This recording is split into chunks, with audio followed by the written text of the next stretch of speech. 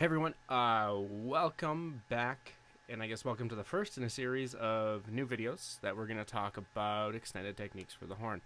I'm going to cover a bunch of different topics over the time, make some additional ones. The first one today we're going to talk about is slap or hammer tongue, however you want to call it, and we're just going to jump into it. Okay, so hammer tongue comes up a lot. A lot of the times we get it, it sort of looks like this symbol. And when we get it, what we need to do is we create a percussive sound for the horn. That's the sound we get. Unlike a lot of woodwind instruments, any of the pitch content we get comes from the length of tubing, right? So if we want to sort of impose a scale, we go from a long horn to a short horn. And we get a little idea of scale, right? So step one of learning how to hammer tongue is we're going to attach it to a vowel and we're going to attach it to an airstream. And we incorporate those things in and it becomes a tool.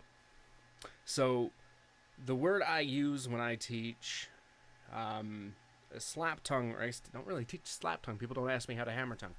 The setup we use, it's when we get time, what we want to do is we want to unhook the bottom lip, right? So we don't get an accidental buzz. And we use the word, I go, if we're to spell it, would be hoot, sort of, right? W-H-O-O-O-O-O-O-T. And the T, we jam the tongue into the lips or behind the teeth. We get two different sounds that way. Exercise number one is with air. We want to do a sforzando attack, like a sforzando air attack. And at the last second, we're going to use that hoot vowel, right?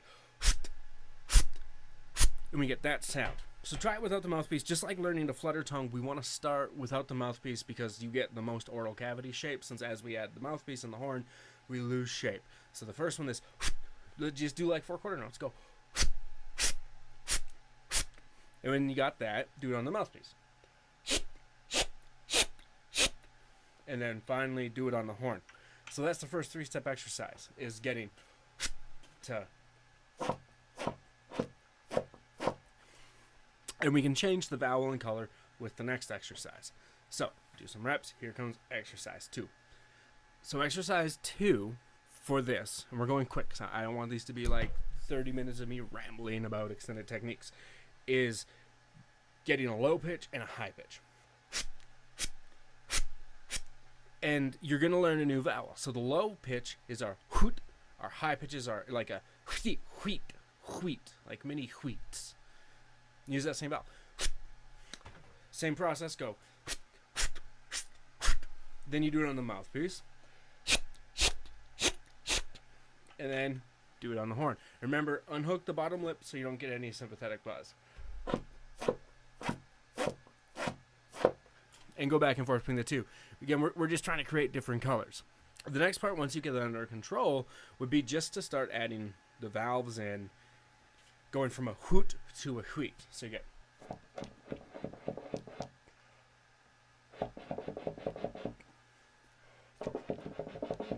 And you can do the whole scale thing. Scale.